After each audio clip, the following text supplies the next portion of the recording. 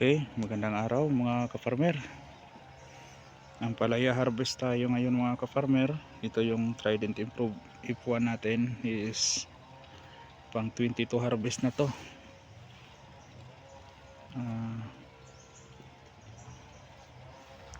Ayan, pakunti na yung bunga, pero kahit papano may makukuha na.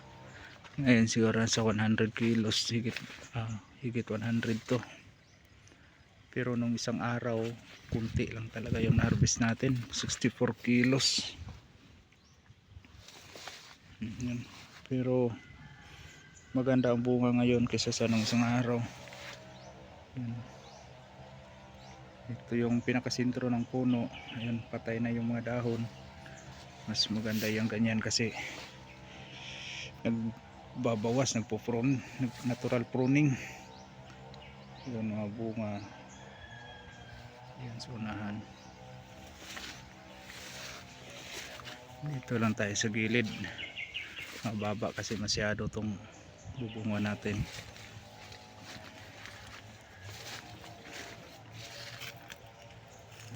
Marami pa namang makukuha ngayon. Nagka-harvest pa tayo ng higit 100 nito ngayon. Ang abono natin, yan nga yung inabono natin yung huli, 1846 at saka urea at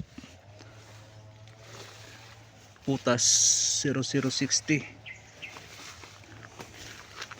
Itong ngayong sunod na application natin, tingnan natin kung ganon pa rin yung kombinasyon natin or either mag palit na tayo ng Winner at Nitrabor.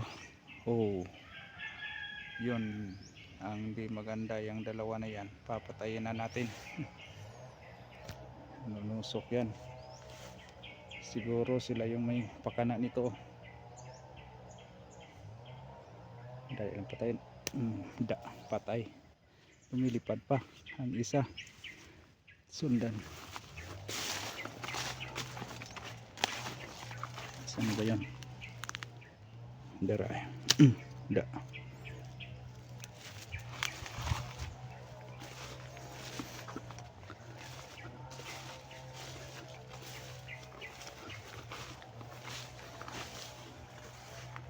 Ang mahalaga kasi sa ampalaya mga kaparmer, yung pagtatalbos. Tingnan natin sa ibabaw. Yun, maraming bagong talbos. Dahil dyan tayo makaasa ng bunga. Basta makapagtalbos. Yun.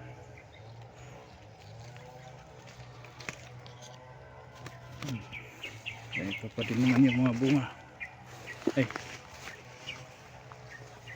Yan. Ito yung kagandahan ng Trident mga ka-farmer, kasi kahit magulang na ang puno, ganoon pa rin yung bunga, maganda pa rin. Yung nakasabit ng ganito, may baba yan agad para tutuwid. Tingnan nyo, maganda yung talbos.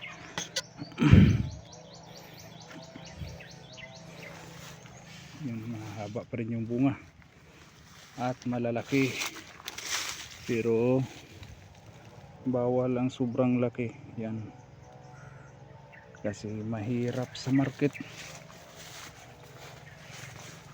Ito ganito, tatlo 1 kilo or tatlo higit 1 kilo na pala. Yun, may pa naman bunga dyan, no? Bakit may naputol, nahulugan ng niyog? May naputol, so sayang. Good pa naman yung bunga, oh. Saan ba yun? Alis tayo dito, baka mahulugan tayo ng niyog. Sayang.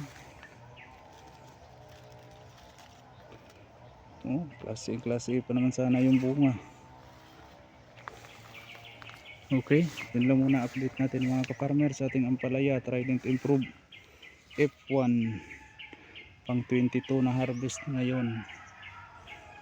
Okay, may sa susunod laging tatandaan, magsasakang may alam, maginhawang buhay, ngunit huwag lang ipagmayabang sapagkat Diyos ang nagbigay. Maraming salamat.